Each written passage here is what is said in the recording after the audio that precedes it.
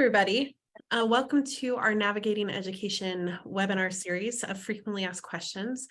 I'm Dr. Melissa Durtschi with Navigating Education, and our mission here at Navigating Education is to empower families and students with knowledge to best direct their educational journey.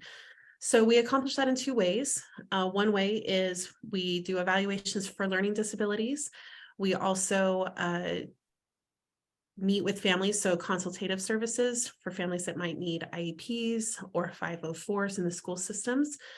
And today, I want to go through a couple of housekeeping things and then welcome our guest. Our housekeeping items are, please send over any of your questions as the presenter is sharing their information. Today will be very conversational style, so please ask your questions as we go. Just go ahead and put them in the Q&A, and our moderators will make sure that those are addressed as we're talking. The other thing is, any handouts for this webinar, any links, resources, things like that, will be linked below in our YouTube video, so you can always access it there. Today, I'm pleased to introduce you to Michele Portlock with Navigating the Spectrum.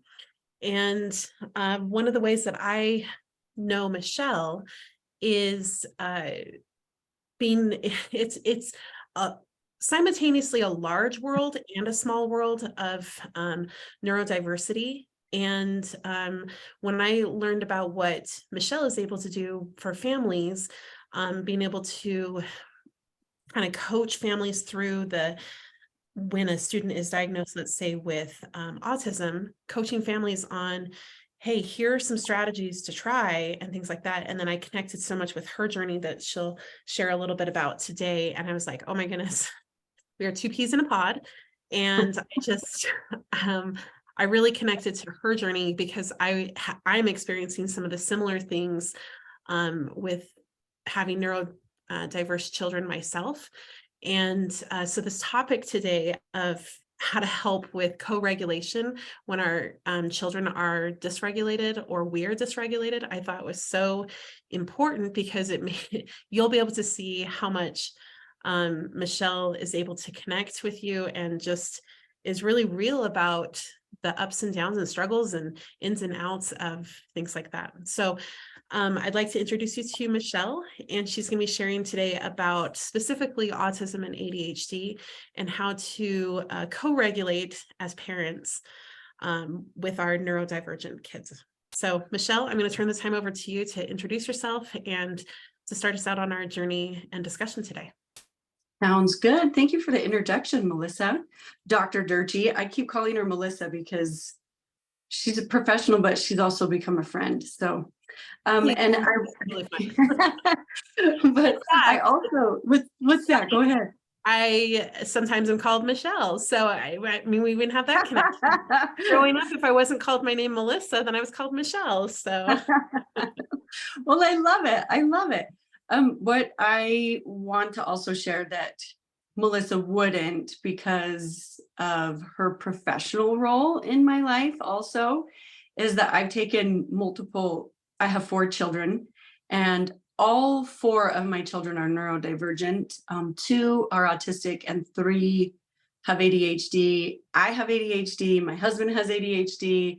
And so we're just a home full of neurodivergence, and we lean in and we embrace it. And embracing it doesn't mean that it's always easy. We just accept that it might be challenging sometimes, and most likely it will be challenging often. And that's okay. We've learned to roll with it. I've learned all kinds of skills and techniques. I completed a master's in behavior therapy in 2020. And my oldest daughter graduated from high school. She's autistic. She graduated from high school when I graduated with my master's. And it was so fun. We jumped on a scooter and rode around the neighborhood together in our caps and gowns, and like a couple fools. I love that. Yeah, it was during COVID. So people just thought that we were trying to celebrate in any way we could, but really it was just exactly what we wanted to do. So we kept getting honks and waves. But so because of my kids' various diagnosis, I actually found Dr. Durtschi through someone else who had used her in the past. And they said, you have to use her. She's so amazing. And so I said, I'll do it. So I reached out and she did some testing for he's now 15 and he's autistic and has ADHD. She did some education testing for him. And then recently we just did education testing for my youngest child who needed some extra help. And the thing that I love about what Dr. Durtschi does is I was able to walk away and say, here's where my child's learning strengths lie. And here's where some of their, I don't really necessarily like to call it weaknesses, but it's how it's discussed. So maybe here's some of their areas of weakness. And now I feel like I'm armed with information that will help me better support my kids through their education experience. So I wanted to just put that out there because I knew you wouldn't say it yourself, Dr. Durtschi. So I'm throwing that out there. And now I will shift gears and talk about something that I'm really passionate about and something that I've learned over all the years of my parenting. My oldest is 20, and then I have an 18-year-old, and then 15, and then our trailer who is 7. And so I made a lot of mistakes when I was parenting my oldest. She wasn't diagnosed as autistic until she was 14. And so I don't know if other listeners can relate to this, but I just thought that I didn't know what I was doing as a parent, that I was we'll just say bad parent, because my child her behaviors weren't the same as her peers' behaviors. And she was my first, and I had never seen autism firsthand in my own family. So I didn't understand what I was looking at. And her autism would be considered low support needs, although I think that people can understand when I say this, the mental health piece that can accompany autism doesn't feel like low support. It often feels very overwhelming. And so what I learned through trial and error, lots and lots of error, was that when I raised my voice and when I became dysregulated, it did not help the situation that we were currently experiencing. And I just didn't know at the time that it was called, the missing piece that I had was that I wasn't regulated. It's regulation and co-regulation. I didn't know what the terms were. I didn't know what they meant. I just thought that I needed to enforce what I wanted on my child. I needed them to follow through because that's what good parents do. They make their kids obey, and so that their kids can show up properly, whatever that means, appropriately in public situations. And once I learned that and this was before her diagnosis, when my oldest, she always says I can speak her name publicly and it's fine. So I ask her before I do anything and she gives me consent. So her name is Brielle. And when Brielle was about 9 years old, I finally came to this place where I realized that my strong reactions to her behaviors were only creating stronger reactions from her. And so something had to give. And that was the first time that I looked inside, really looked at myself and said, what's going to give here? And I realized I'm going to stop yelling. I'm going to show up calmly, which I didn't realize was actually what regulation is all about. And so I want to talk about what regulation is. And it is essentially like a lot of times you'll see the word, what is it? I mean, I don't use it because the context, it just but they'll use the word like how aroused is a person. And they mean that by like the nature of their behavior. Like, are they calm? So in any given environment, your optimal level of feeling stimulated in any given environment. That's what self-regulation is. So you can feel stimulated in any environment, but your optimal level. So are you too overly stimulated for the environment? Or are you at a party where everyone's jumping around and you can jump around too? That would be the optimal level of feeling stimulated within that particular environment. And co-regulation is parents using their own regulation. When we're in a regulated state, we use our regulation to help regulate our child. So essentially, when you're in an environment, what I was talking about earlier about myself raising my voice to try to gain control, and then my child's voice rising after that, or their meltdown continuing and growing in intensity, that was not me sharing my regulated state. We were dysregulated together. So what I've learned since is that when I show up and how I show up greatly affects my child's response and reaction to what is happening in their environment. And so those are some simple thoughts on regulation. And so one of the things that I want to talk about that I think is really important are tools. For some of these are tools for our kids, but I think so much of this applies to us as parents too, because we can't co-regulate until we are regulated ourselves. And let's be honest, when we show up in tense situations and we have a child who's demanding things and yelling and having a meltdown. I call it a meltdown as opposed to a tantrum, because meltdowns are often connected with autism and ADHD. It's not that the child is having a meltdown because they want something that they can't have, because sometimes people will say, control your spoiled child. That's not what this is. A meltdown is your child literally cannot control their emotions and they're melting down. And so that's why I call it a meltdown as opposed to a tantrum. I think tantrums kind of refer to maybe I'm not getting what I want, give me what I want, which kids do too. Our kids are going to do that. You'll see that meltdowns often last longer because your child cannot gain control of their emotions. So that's kind of what you might think. I'm wondering, before we get into the strategies, something that came to my mind as you were thinking, or when you were talking, what I was thinking, I actually just read an article. It was a journal article. I don't remember which journal it was in, but it was all about psychodynamic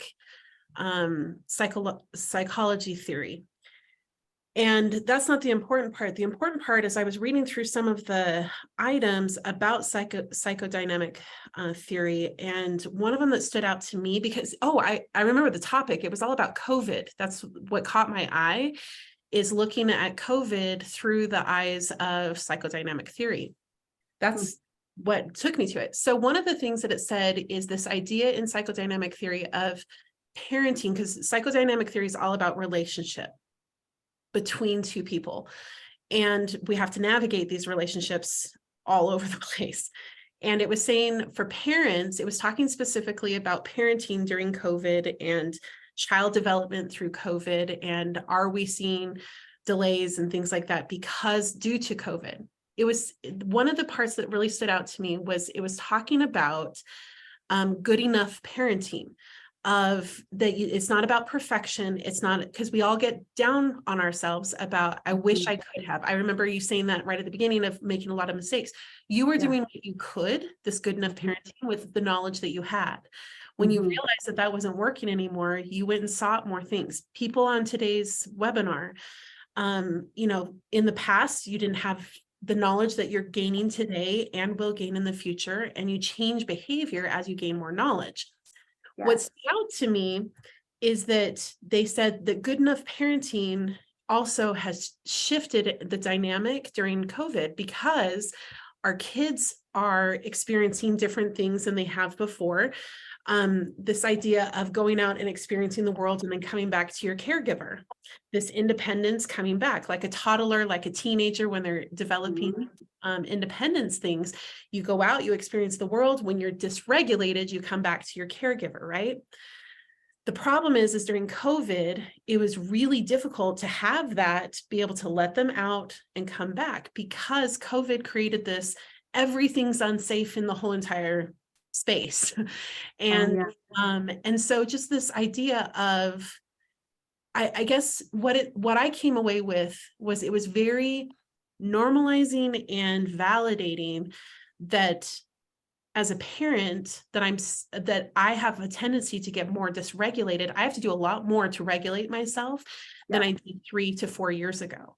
But that's actually normal right now because we've experienced this big thing, and it's about giving ourselves a little bit more grace about knowing these strategies that you're going to be sharing about to regulate, to move forward with our kiddos. So it stood out to me, and I just made that connection of, I bet you there's other families too that are feeling, I just can't do enough. My poor child is so dysregulated. I don't know how. I don't have the well, yeah, the well to pull from right now, because I'm empty right now. And so just to keep that in mind in the tapestry of how it is right now in 2023. Well, it's so true. So actually, I looked up, because I have this quote by Maya Angelou: do the best you can until you know better. Then when you know better, do better. And that's what I live by, which is kind of what I think you were saying. But I do, when we talk about self-regulation. So first of all, let me just say that every individual, I'm going to give you a lot of things to think about. And just recognize that every individual, when they are dysregulated, it is different to find a place, to come to a place of self-regulation. It's unique for each individual because we're all unique. So that just makes sense. So what might feel regulating for you may not be regulating for your child. So I want you to hear me say that, so that when you try these things with your child, things that work for you, know that there are other tools to pull out of that box that you may not have thought of, because that might be different than what would have worked for you. So the first thing I want to say is that when you're seeing like the verbal threats or aggression or collapsing, or like the avoidance, or you can kind of see various behaviors that are leading up to a full-blown meltdown, what you're seeing is dysregulated. That's your child in a dysregulated state. So the first thing you want to do is model co-regulation skills. So modeling is the first and most effective, useful tool, is modeling that. And I won't go back. I'm going to hold on to that and move forward from there. So you could say something like, I can tell you're really upset right now. But here's what I also want to tell you. When your child is in an extremely dysregulated state, that is not the time to problem solve. That is the time to create regulation. So do not, I'm going to say this, and I do mean this, don't try to tell them something else. Don't give them instruction. Don't try to talk them out of this state because they need a moment to regulate. They're not listening. When your body is in this space, a dysregulated state, you cannot process so many of the things that are going on around you. And you really have to give your body time, your whole nervous system time to reset and to relax. And then you can give instruction. So it's okay to start by saying, I can tell you feel upset. And then I might even say something like, first, let's calm down together. And then I can help you. So let's calm down together. And that can look like a deep breath.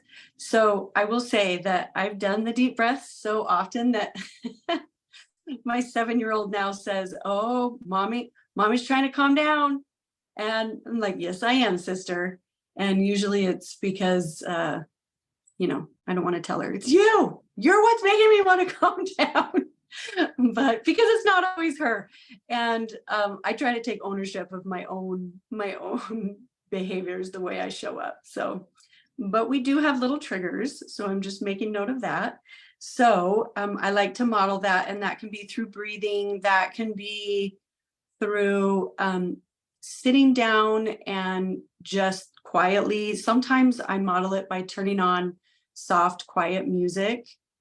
Sometimes, in all honesty, the soft, quiet music is so good for me. But like I was saying earlier, sometimes it's upsetting to my youngest because she knows what I'm trying to do. And for some reason, that's really upsetting to her. She's like, And Mom, I so, know your tricks. yeah, turn that music off, you fool. So I often, the breathing helps. And I have learned for my child that I sit quietly. And this worked for my oldest child too.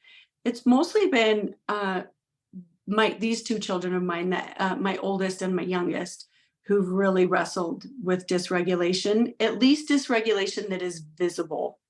I know that my son feels dysregulated, and when he does, we actually move towards like physical exertion, because that's what helps regulate him. I can feel when he goes inside of himself, then we are like, okay, let's go for a walk. Let's go to the gym.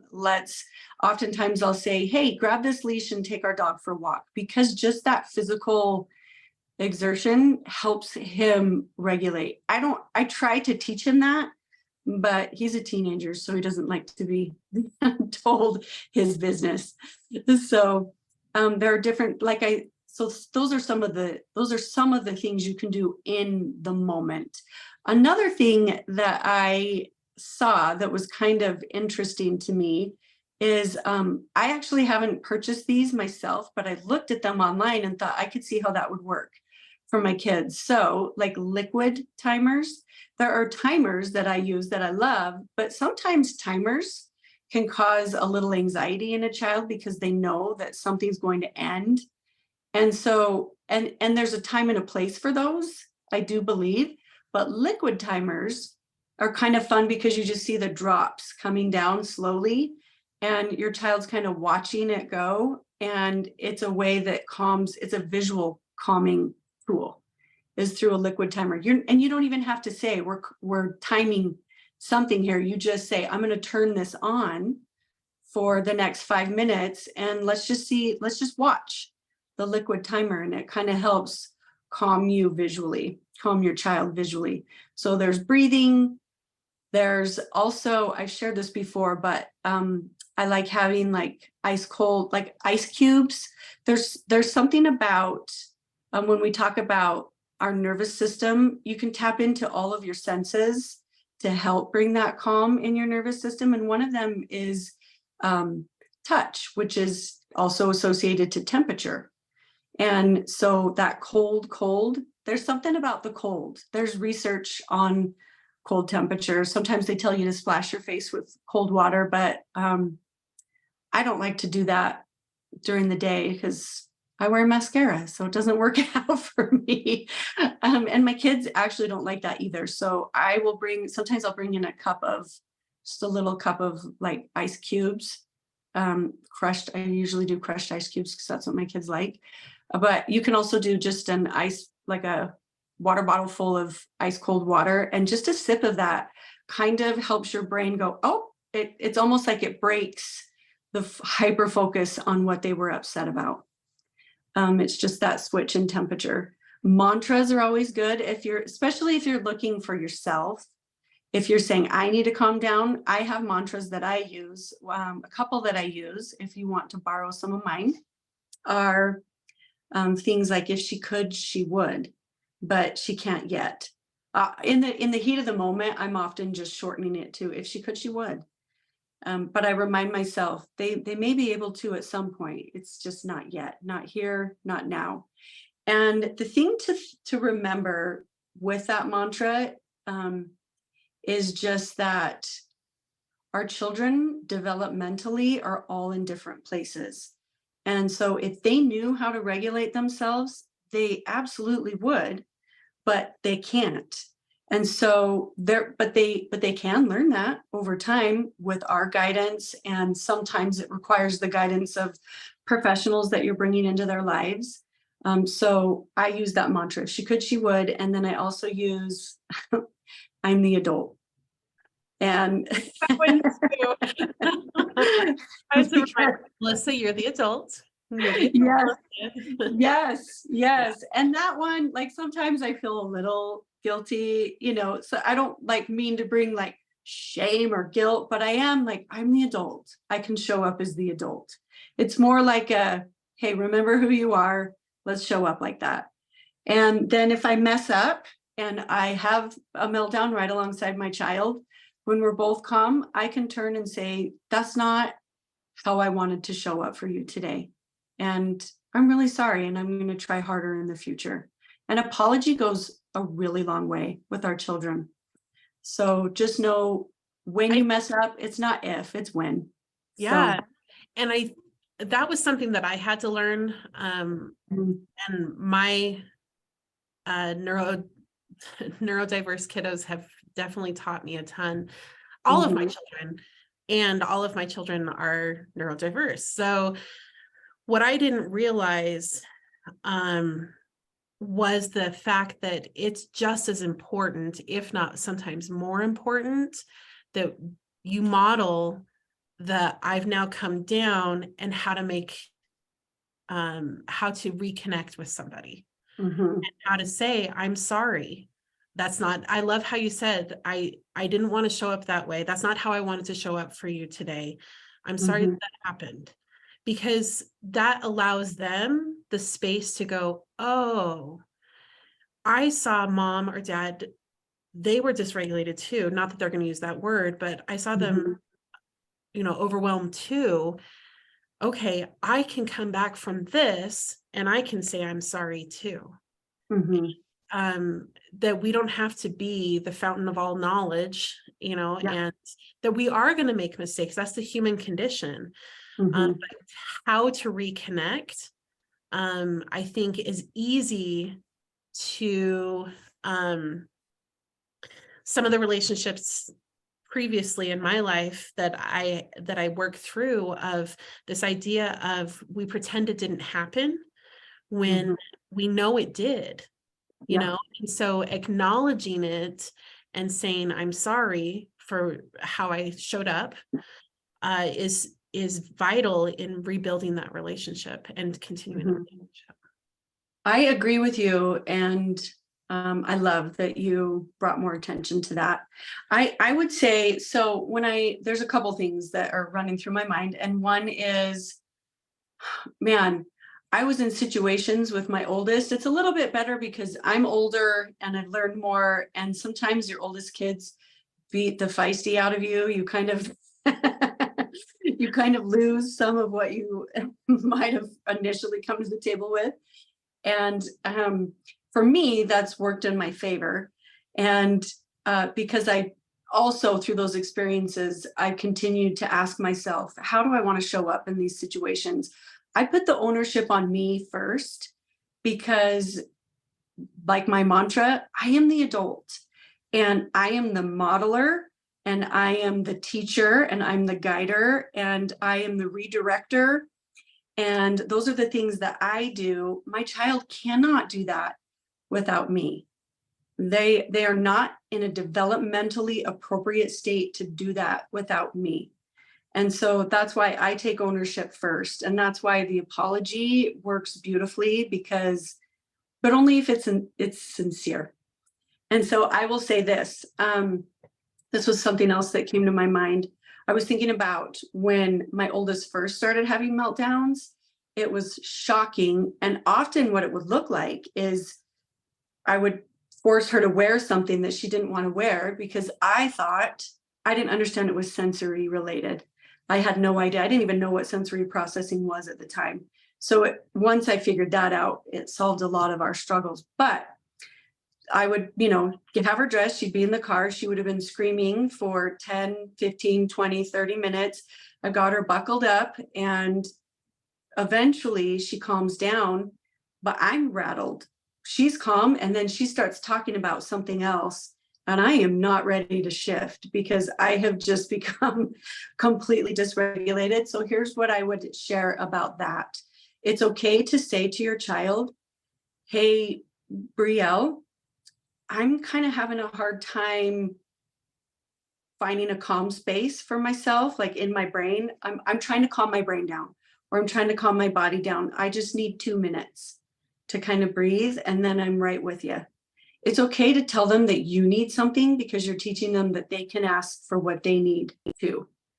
And so don't think like now I am actually much better able to snap back into it with them.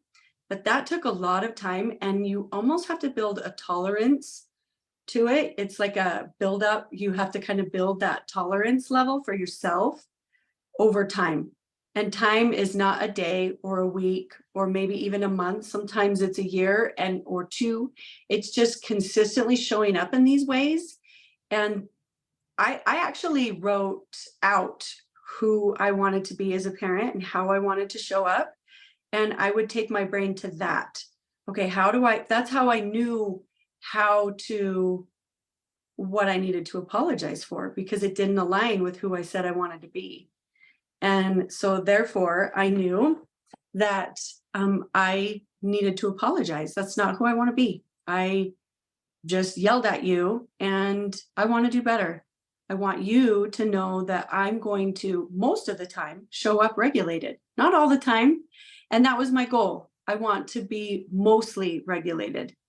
I never choose 100% because that's just not even realistic. So, and that's why I love a good, sincere apology. So, with being self-regulated, some of the things that you can do, I'm going to switch back to some of the tools. I said soft music, ice cold water, sips of water, or little pieces of ice they can chew on.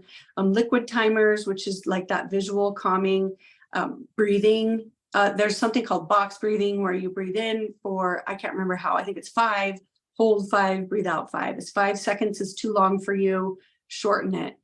But it's the whole idea is to breathe in as long as you hold it, as long as you breathe out. And that's the idea behind box breathing. There's also like calming apps. There's an app called like Pocket Pond, and also an app called Laser Lights. And those you could put onto an electronic device and just say, why don't we take a minute, and you can do Pocket Pond on my phone for a few minutes. And then you kind of see them start to come down. And then when they're calm, you can say something like, "Ooh, that was really hard for you and for me. Let's talk about this a little bit." But again, it is not, you will not find success trying to talk to your child while they're in a dysregulated state.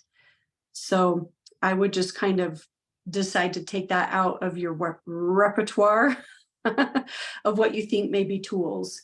You cannot calm them when they're dysregulated. You may be able to. My youngest will allow me to say things like, I'm here if you need me. I can see this is really hard for you. Sometimes I'll say, darn it. Oh, that's so hard. You know, she'll allow me to like say things that reinforce how she feels, but I cannot say something like, okay, you're upset. Now go get your socks and shoes on. It's time to go. Not happening until she's regulated. So other things to do, and I'm sure a lot of you parents have tried this or do this or heard of it, but swinging, a lot of it has to do with the forward and backward movement. It can be very calming and regulating for our child. So oftentimes you'll hear something like create a calm corner. And those are great. I've seen it look like so many different things. And sometimes parents will put like a swing, they'll attach a swing to their ceiling that hangs in the child. And then sometimes it looks like there's like a little box of like fidgets that they can pull out and work through. I often tell clients, let your child choose the fidgets that they want in the box, because not all of those will be regulating for that child. Sometimes, like for my oldest daughter, she actually has like a little miniature pillow that smells like lavender in her little calming kit. We call it a calming kit for her because that smell taps into her senses, and that scent feels calming for her. Again, won't be calming for everyone, but it's another idea, another tool that you can lean into. So some of the things we can, well, actually, Melissa, I wanted to ask, do you have anything to add to like some of those things that we can use as calming tools? The only thing that came to my mind, well, not the only thing, a lot of things came to my mind. The thing that surfaced was, I was like, oh my goodness, I need to do that with my youngest. So 3 out of my 4 children have sensory processing disorder. Mhm. And my twins are my eldest, and that was like being thrown into, I don't even know, like the deep end without knowing how to swim type of thing for parenting. I've learned Mhm. so much. And so I was able to use some of those skills moving forward with my youngest son. When you mentioned the regulating, we have a swing set in the back, and sometimes I'll give him a choice of, would you like a mommy Trevor snuggle is what we call it. Would you like a snuggle, or do you want to swing it out? And I love that. he can make a choice that, or Mhm. if he is not at the point of being able to make a choice and I'm starting to feel dysregulated, I will say something like, I'll make the choice for, I don't say this out loud to him, but I'm going to make the choice for him because his executive functioning is kaput. Yeah, it's And done. he's like, I don't know. So then I'm like, hey, let's go swing it out. And I will like start on the way out there to the backyard Mhm. to go and swing. Mhm. And just, it's like magic. He has Mhm. empathy and speech. And when he gets dysregulated with the speech, they swing and it's like a different kiddo. Mhm. Amazing. I didn't realize early on as a parent how much that can regulate somebody. And Mhm. like after about 5 to 10 swings, and you're talking to him afterward, like on the swing, it's like Mhm. talking to a different kid. Mhm. It And is. It is. I think one of the things that also came to my mind, sorry to take a tangent, No, go ahead. um, one of the things that came to my mind is because I always have the lens of school, right? And so many times in school, at home, we see outward manifestations of things. But I like how you also mentioned that one of your children turns inward, at least Mhm. one of the children, Yep. and that inward battle is just Mhm. as pronounced. You may not see it from the outside, but that child is experiencing the human being, the child, the Mhm. adult is experiencing this battle, the raging a war internally. Sometimes, some kids in schools, for instance, the reason I bring up schools is sometimes we can see the dysregulation happen. And so that child gets the helps and supports that they need sometimes. Mhm.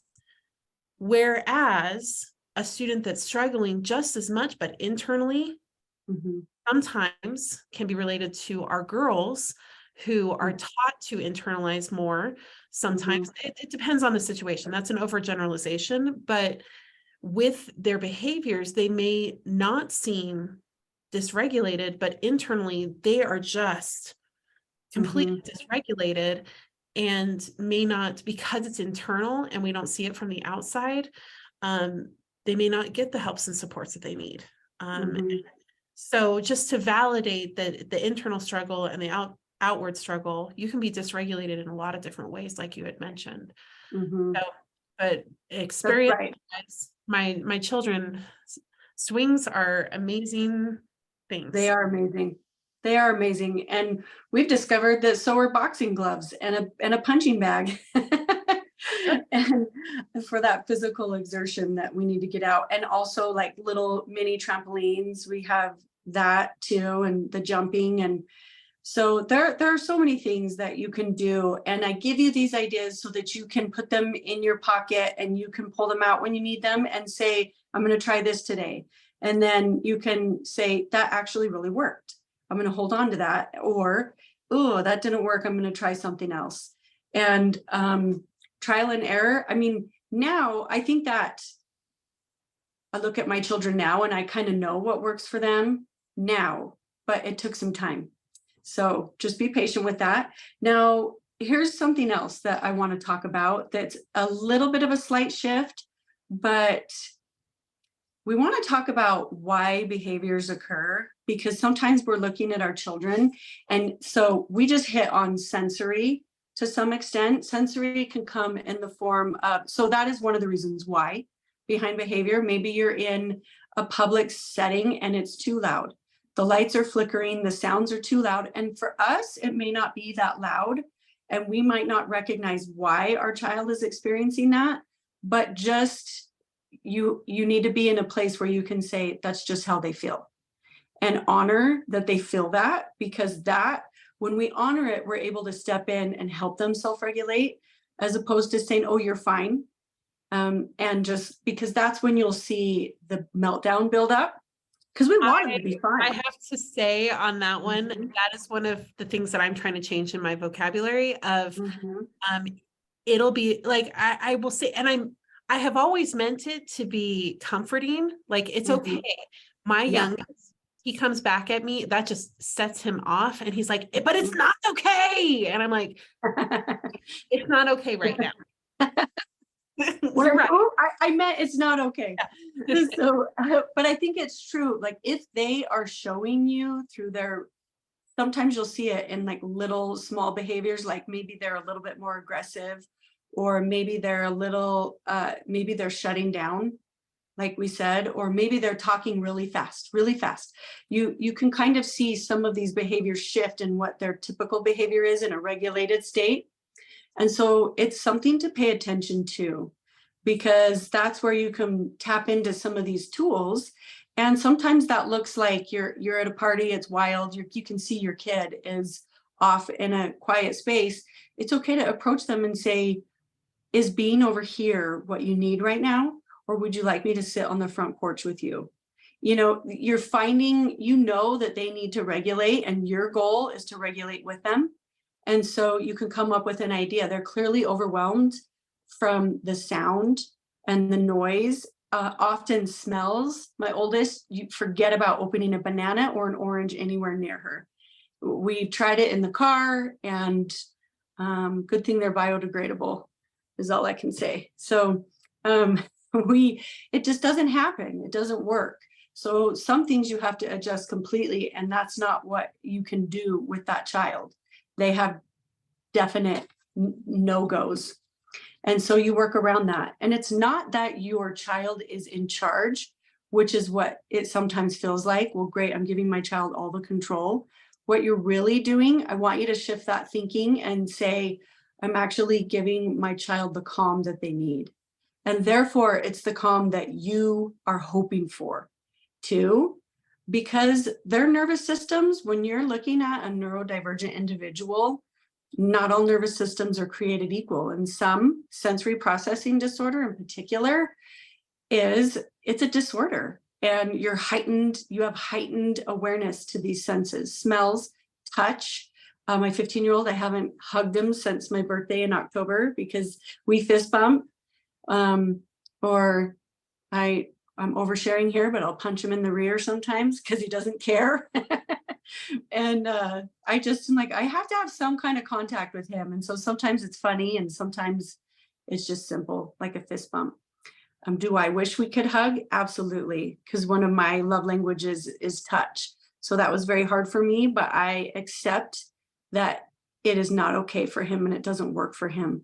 And so I just accept that that's part of who he is right now. Sometimes that changes, but I don't leave that as an expectation on my table.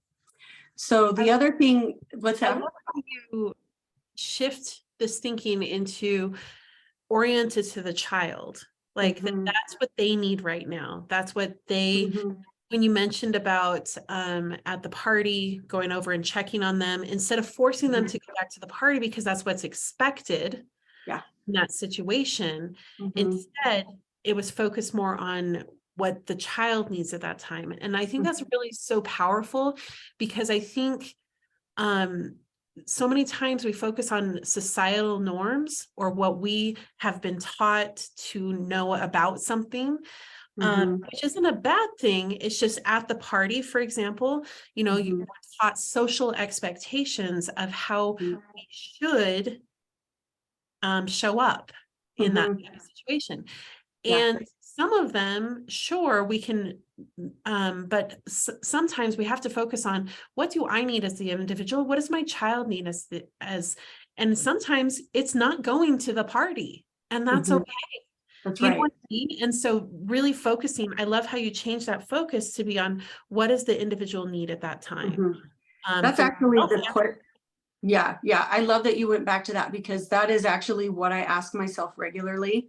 I actually had to write it down so that I would remember, because I mean, before you have kids, you're only focused on what you need. And all of a sudden you have this child that has needs that are more significant than the typical, just, which I don't know. I know there are typical children, but I'm not even sure I know what that means anymore. So, Yeah. but I just know that my kids have extra additional beyond needs that are beyond like the typical level of what a child their age might need. And so I had to say, what does my child need right now? That was a question I had to write down for myself to shift my thinking of how do I get them to do what I want them to do, and switch it to what does my child need right now. We still need them to do the things that are required, right? It doesn't mean we're just walking around like going, oh, okay, this is what they need, because don't mistake a need from a want. I want to go to school today, so no, we don't have to go to. Yeah, Yeah, exactly. yeah, that's right. You're like, well, this How is they what. show up. Yeah, Yeah, how they show up in that situation. yeah. Obviously, it's not going to be okay to have negative behaviors towards other people, things like that. And Yeah. at the same time, if we're focused on everything that they have to have, I had to give up on my children wearing jeans. Like that just doesn't happen in our house. Like Right. I don't know why I pushed it. So like I think back to when they were 1, 2, Because they 3. match everything. Yes, and it was so cute. Or I wanted them to match each other because they were twins, that type of thing. I had to let it go. Yeah. Because like that was a societal norm, or not even, it was a me, it's something I wanted. And I'm like, that's not what my children need right now. So Yeah. we're into leggings, we are into, jeggings, anything that's just soft, and that's okay. As long as they're clothed, right? The line for me is you got to be clothed. You got to, you can't show up in your underwear to school. But does it really matter if they are wearing a certain type of thing?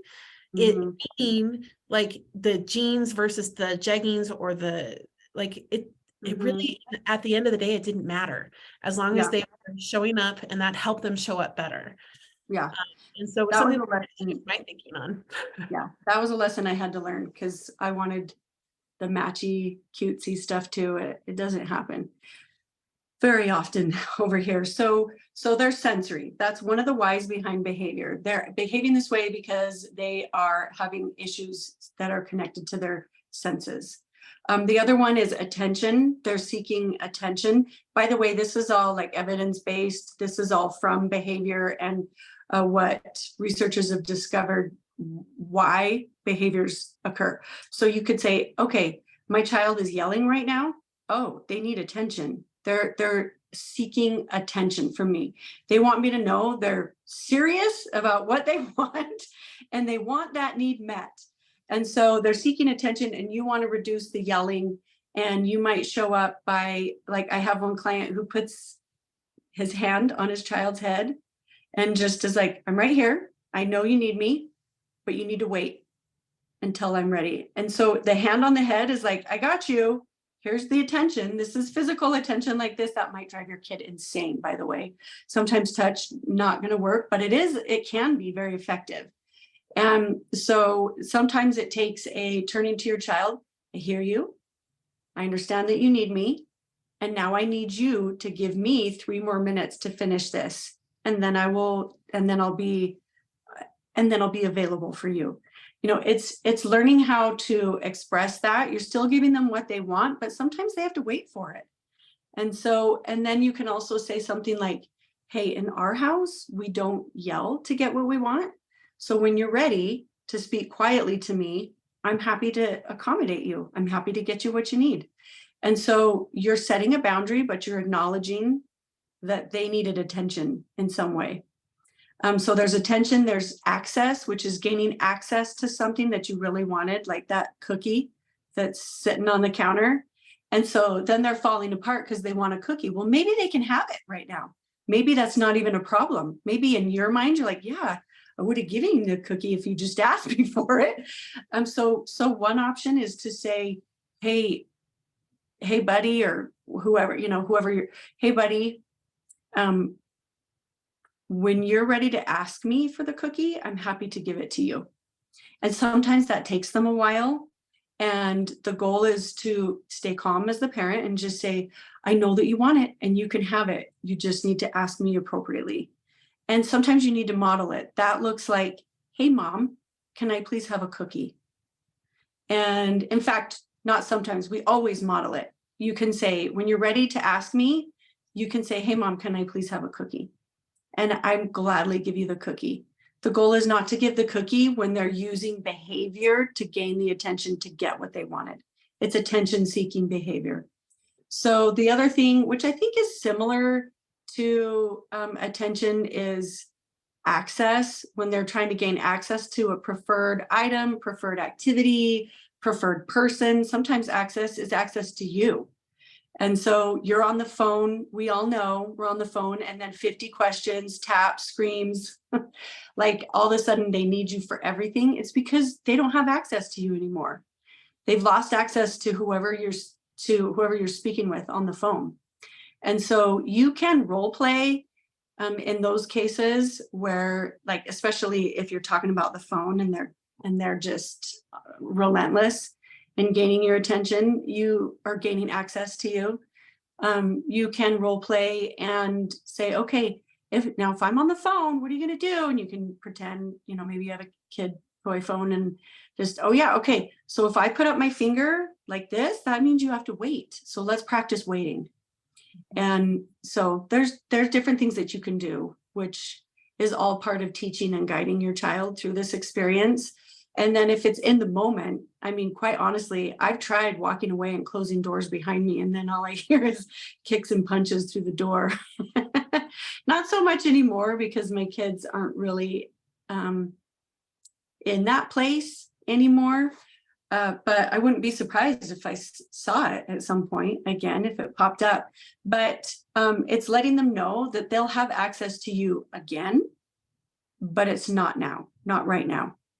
And so that's access, gaining access. Like if they're saying, I want to play with that toy, sometimes you can say, we can, and then again, but I need you to ask me kindly, can I please play with dominoes that I can't reach? Whatever it is that they're trying to gain access to, it's okay, but you need to, the goal is, you don't need to, but the goal is to teach them how to ask appropriately, how to show up, because you're teaching them how to show up by first modeling how you show up, and then also asking them to show up in a specific way, which is often we're trying to teach them how to use kind words, how to talk in a regulated state. And that, I don't know if any of you parents have noticed that your kids may be sensitive to sound, but they might also be like the loudest person that in any given situation. So it's because they can't really self-assess their volume. And so sometimes you can play a little game where you say, okay, I want you to match my volume. Let's see if you can match my volume. Never really in the moment. You want to kind of work on this before, because like I said, if they're in the middle of a meltdown, they don't care what you're asking them to do. It's not going to happen. So the goal in the middle of a meltdown is to let's calm down together first. The other thing is avoidance. Using to me the auditory thing. My son has my youngest has some speech things, and it wasn't until the speech and language pathologist, because I was speaking to her about it, and he would talk really loud, and I'm like I can't. It dysregulated me so much. Like in the car, he would be right behind me, and I'm like, it was almost like yelling. And it wasn't until the speech language pathologist said, did you know that we actually hear that he doesn't hear himself the same way that he it brings in information from other people. And I was like, okay, I mean, I know that, we hear ourselves, like when you record yourself and it sounds really different. I'm like, I understand. I didn't realize it had to do with volume too. And she's like, yes.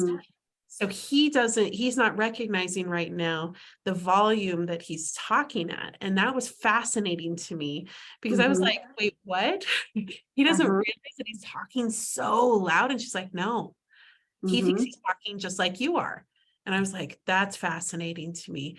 And so it took a lot of time in speech therapy and to work through that. But it was fascinating to me, and it helped me have more empathy for my son, because he Yeah. wasn't doing it on purpose. He wasn't Mhm. doing it to dysregulate me. Mhm. It was something that we could work on together. Mhm. Well, that's just it. And that's why the reason why I share that with volume control is because to tell your kid, stop talking so loud, instead of telling them what to stop, you want to tell them what to do. So, and that's just a general rule across the board. Tell them what you want to see, as opposed to and like you can say, knock it off. They might stop, but they don't know what to do.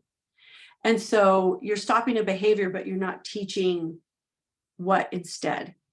Hmm. And so that's why I always say to parents, tell them what you want to see. And that is a huge mental shift, by the way. So that's another thing that I wrote down. What do I want to see? And I just kept it kind of like on my fridge, just so I could, what does my child need right now? What do I want to see? So that I could say, instead of stop messing around and just, then I'd say, okay, I want you to put your toys down. And then I want you to stand up and then come and sit at the table. So you're telling them exactly what you want to see, what they can do, as opposed to what to stop. Sometimes that's not always perfect, but it is a really great tool for teaching. And it's small, but it has a huge impact. So now we're back to the why of behavior. So we've got sensory, attention, access, avoidance. Avoidance is tricky because sometimes your child is avoiding a particular peer because maybe they had a negative interaction with them. Sometimes they're avoiding an entire situation altogether, which could be school, which is very, very hard. But avoidance can often be attached to another issue, which could be sensory. Maybe school has too many smells, too many sounds, too much chaos. It's very overstimulating. And so your child's trying to avoid that whole situation. And there are things you can do for that. I won't get into that now unless someone has a question. And then the other one is escaping, which is similar to avoidance, but avoiding is I don't want to go. Escaping is I'm already there and now I got to get out. So sometimes we'll see like they'll call it like I used to say, and I don't mean to make it funny, but I had to do it because I have a son. He was a runner. So sometimes as a toddler, I'd say, we got a runner, because he would just be off. And so what I had to do for him was get him a monkey backpack, and the tail was the leash, which I never wanted to be that parent, but I was, because I could not have code reds called in the mall and the grocery stores every time I went shopping, which happened to me on multiple occasions. So, and I would sometimes yell out because I would try to make it like, I would try to feel less stressed. I got a runner. And that happens at school. It happens in places they don't want to be. And honestly, when your child is trying to escape, it often is them either being curious about what's out there that they see that they're not able to get to with the exact location they're at, or they're escaping a situation because it's too challenging for where they are developmentally, or it is creating too much of a sensory overload for them. There's a variety of reasons why escape behavior can happen. Sometimes they're trying to get to water, which can be scary as a parent. So they're trying to escape the house to get out to water, or to see the neighbor's dog that they love that you never let them stop to pet, whatever, because maybe you're nervous, it's too aggressive, whatever the reasons are, they're escaping to get to something or get away from something, which is similar to avoidance, but escape is usually you're already there and you want out of that situation, as opposed to avoiding, I never wanted to show up in the first place, or keep me away from that person or that thing, which for my kids, one was a dog, and they're, very, very scared of dogs. Okay, I'm going to stop because my brain, I was going to teach a skill, but I'm not going to, because I've given a lot of information. So now I'd love to know what questions, like the why behind behavior. Maybe some of you parents are seeing specific behaviors and you're like, I don't know what this is. Can you tell me why this is happening? Because when we know why, often we can help meet that need in a productive, effective way that also teaches a new replacement behavior. Instead of yelling, you can replace it with asking. Instead of melting down, you can replace it with stating how you feel. And some of our kids are nonverbal. And so that may look like if they've learned how to use like a mobile device for communication, like AAC, you can teach them how to communicate that, like scared. They could just push the button scared, or, you know, that gets our attention as a parent. So you're trying to teach them how to communicate effectively and acknowledge their own emotions as well. So I'm wondering if any parents have questions that we might be able to talk about together. While we're waiting for those questions to come in, I think, again, because I look at a lot of things in the view from school, there's something called a functional behavior assessment in schools where we're trying to get to the bottom of, we see, or there's some type of behavior, right? You mentioned running away. Maybe it's eloping from the school, running out of the classroom or something like that. That's the behavior.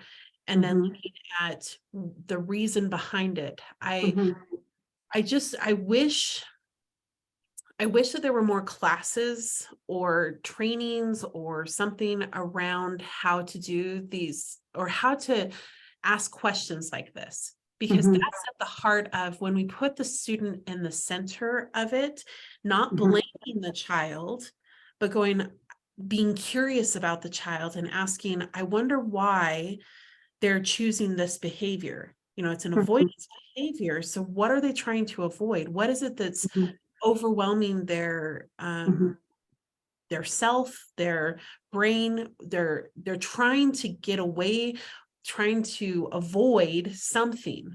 But why is it? And that's going to be different for every child. I wish that there were more conversations like that, because I feel like that is such a rich conversation to have about a student, to lead to the accommodations, the supports, the system that end up needing to be in place to help change that behavior. So many times, unfortunately, we get into because we're dysregulated ourselves, right? Either as parents or working in a school system where everyone is just so busy, right? And I have too much of a caseload, and I have too many students. I have 30 other kids in my class, and we're dysregulated because of that. And so it's very easy to jump to, well, if the student could just sit down and pay attention to me, not he, I won't genderize it, but they will be just fine. And instead of the humanistic approach of, I wonder why that's happening. Helen put down, so here's one from Helen. Just saw that. Yeah. My son can get stuck in sound loops, which can dysregulate me or my husband. It is not being naughty or being annoying on purpose. Any tips on this? So I guess I would ask the question, like, what is a sound loop? Like, what does that look like? Is it maybe Helen, maybe you could describe that a little bit more for me. Because what I'm guessing is, like, it's maybe they get into this little sound that they just repeat. It's like repetitive sound. So if that's the case, I would actually say that a sound loop, what you call a sound loop, is actually stimming for your son. And stimming is a regulatory behavior. So for whatever reason, he's most likely using sound repetitively because it helps him regulate within himself. And that's tricky, especially if you are a person who's dysregulated by these sounds. So one thing that helps as parents is just to understand why that behavior is occurring in the first place. Sometimes when we understand, like if you're able to step back and say, oh, he does that because that helps him regulate himself, then it's easier for us to say, fine, I guess I can deal with this sound. As honestly, my kids have some things. My daughter cracks all of her knuckles. She cracks her neck. It gives me chills because the sound affects me so deeply. I have told her I have a hard time with that sound. So let me know if you're going to do it so I can leave the room. She is at an age where that is appropriate communication developmentally for her, but I don't know the age of your son. And also we want to be careful not to make our children feel shame for some of these self-regulating behaviors unless it is causing harm to those around them. And then we really need to find a replacement behavior for that. But I'm guessing that those sound loops are his version of stimming. But let me see, I want to look and see.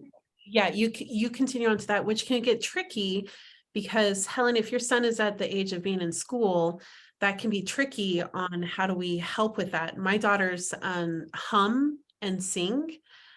So while they're working at their desk, they're humming. And that can be really dysregulating for kids around them. That's usually what comes up in parent-teacher conferences for us is how, not as a negative things towards them, but that it is dysregulating to other kids around. And so we work on strategies on, my daughter had to have a space, one of them had to have a space where she could go work if she needed to do that to regulate. If she's not allowed to do it, or if it's something that's shut down, she can't focus. And becomes dysregulated herself. Yeah, sometimes for me, like I said, I have to leave the room. And there's something called misophonia, which is hypersensitivity to sound, but it actually sets off like a physical response. And I have some mild misophonia, particularly with like crunchy foods. And so first of all, I don't serve a lot of crunchy foods at dinner, but my husband, he has ADHD and everything that he ever snacks on is crunchy. And it makes my eye twitch. And I have to leave the room. And I've told him, I said, this isn't your problem. The sound is mine. So I'm going to remove myself, but I'm not mad at you. I just can't be around that intense, what feels like super intense crunching. So let's move on to the next question, which is, how can we handle lots of tattling, physical altercations, unkind words between siblings? We are unable to follow them around the house, but they almost can't even be in the same room. Both neurodivergent kids. Let me close that. So that's a really good question. I will start by saying a lot of times with like neurodivergent brains, there's a really hyper sense of justice. And it's what our kids feel. They want justice, even for the smallest things. And so the best thing that you can do is start teaching, what would I say, like phrases or giving them words or things that they can say. Like here, I wrote one down some here. Let me see if I can find it. For some reason, my brain is not locating the words I had.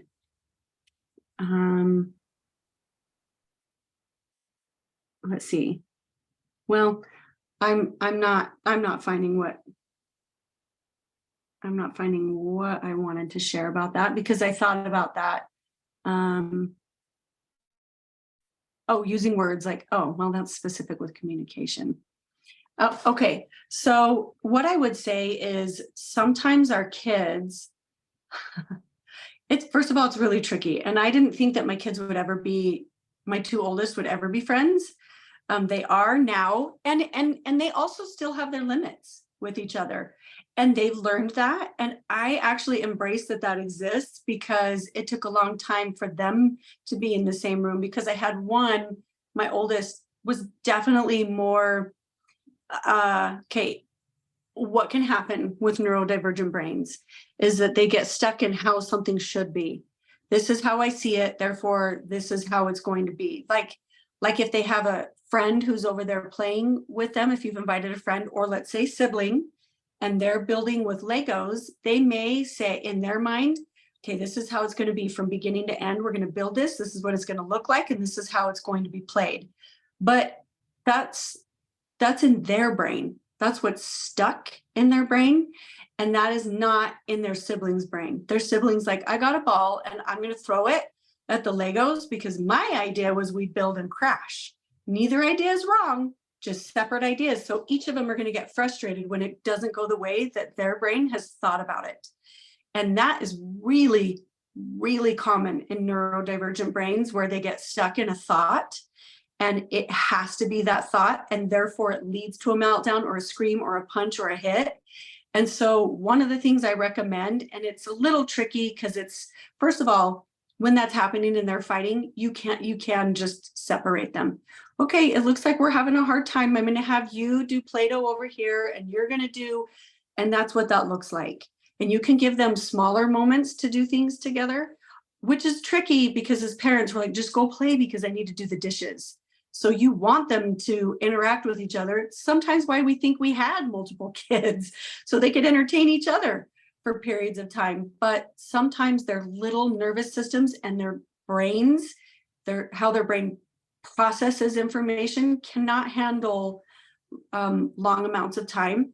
So like, let's say you set up, so you want to help build flexible thinking in your child. Flexible thinking is the opposite of being stuck in a thought. So you're saying your child can move around a situation, it can maneuver around it as opposed to being stuck in what they think should be. So it's taking the time. This is kind of a loaded question. There's a lot of back and forth behind that, but helping your kids get along. It's giving them, one way to help with this is to give them specific things to do together. And before they start, you can say, there's so many things we can do with Play-Doh. We can make snakes with Play-Doh. You can roll them like this. Let's make a snowman. You can cut with this plastic knife, or here's a fork. Pretend like you're eating it. Don't really eat it. We can make shapes. We can, and so you're giving them a lot of different ideas of how something can be played with. That helps with flexible thinking. And so, my daughter, we were having some friends play. We are in a play group. I created a weekly play group with a group of kids. And before they came to our house, she said, I know exactly what we're going to do. And she told me exactly what they were going to do. And I said, that sounds so fun. Now, just remember that your friends might have other ideas. And so sometimes it's setting them up for what might occur, and you're teaching them, this might happen, and here's some things you can do if it does, which it most likely will. To build off of that, you're teaching them certain phrases or things that they can use Right. in situations. One example that we use in our house is too many messages. It came from my youngest explaining what was happening in his brain.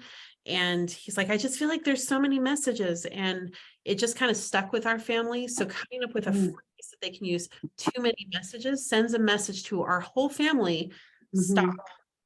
Instead of stop. Or they don't have words, and so they're hitting and punching. They have a word to use before that, a phrase of too many messages. And anytime anyone in the family says that, it sends the message of stop whatever's happening. The other one that came to my mind, I'm going to see if it is going to come back because it left me. Let's see, is it going to come back? Well, you were saying too many messages, and we're talking about how kids play together and building on that. Oh, thank you. So another one that we use in our house is no means no means no. And I can say it, repeat it so many times if I need to. One of my children has a hard time, they like to tease to a point that goes beyond, and then it's hurting. And if someone says no or stop, no means no. We talk a lot about consent of things, and like that if I'm saying no, I'm no longer giving consent for this to continue.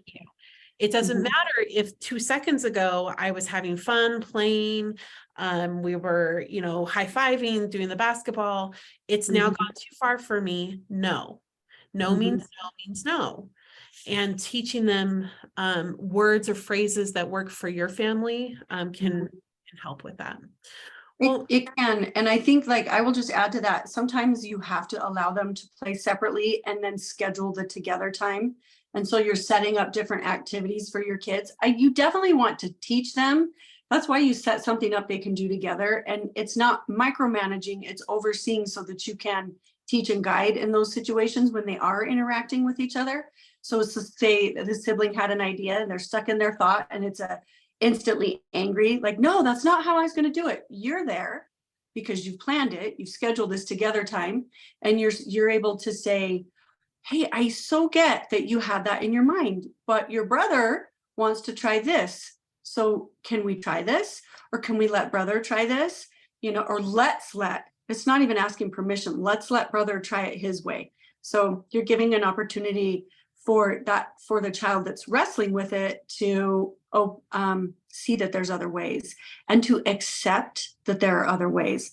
And so unfortunately, there's not like one size fits all in these situations, but you can set boundaries and you can say, we don't talk like that in this house.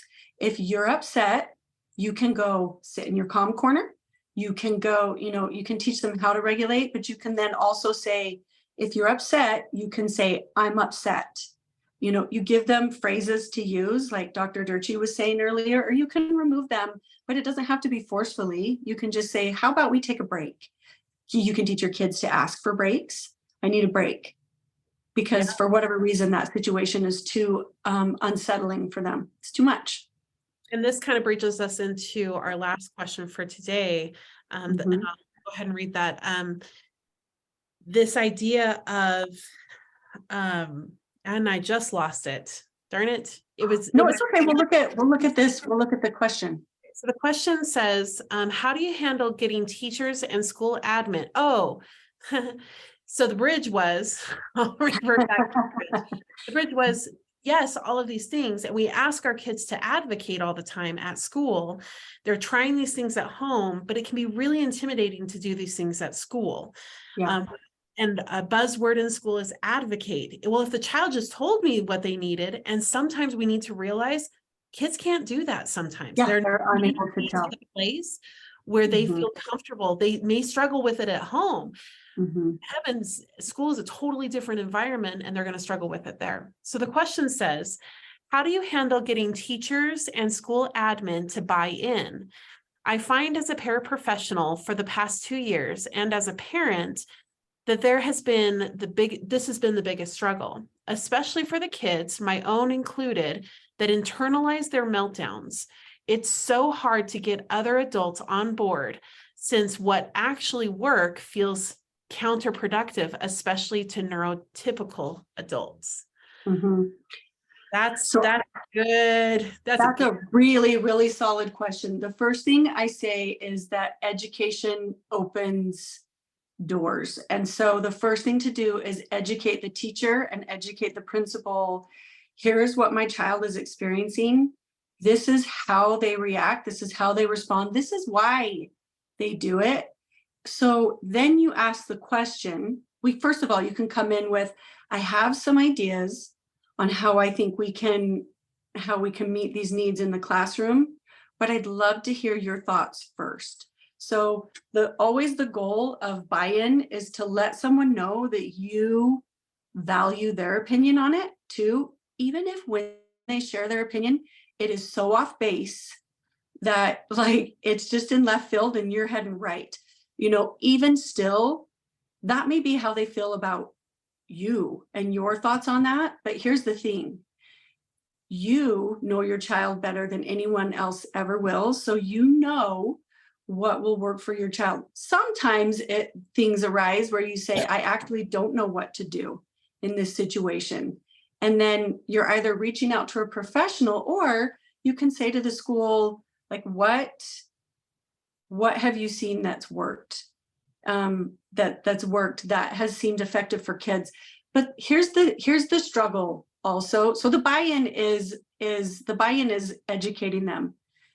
First educating, second listening to their thoughts or asking their thoughts, because then they're like, oh, they care what I have to say. They don't have tunnel vision, only their way or the highway. which we may actually feel, but we can still open the door to listen to their thoughts. And then the third is to say, if you have some ideas, okay, now let me tell you what I'm thinking. And here's how I feel like this may be able to be incorporated in this setting. Sometimes as parents, we have no clue. And then honestly, this is not to push me, reach out to someone like me or someone that you think might know. There are advocates, certified advocates out there, which is what I'm working on right now, is becoming a certified advocate, because I just need to learn the laws and the regulations a little bit better. So I'm not quite yet, but there are people out there that can help you with this, that's seen it before. And honestly, a lot of times teachers feel threatened because they're so overwhelmed. And so one great tool, and to get them to buy in, is to say, I think we can do this, and here's how you can incorporate that into your classroom, teacher, like to the teacher. This is how this can be incorporated. It doesn't need to be a significant, sometimes and we do this at home as parents too. If somebody's teaching you a skill and that skill just feels too beyond, forget about it. It's not going to happen. It's whatever is it's easy and effective. You start there first. Sometimes that's not going to accommodate your child, but sometimes it can.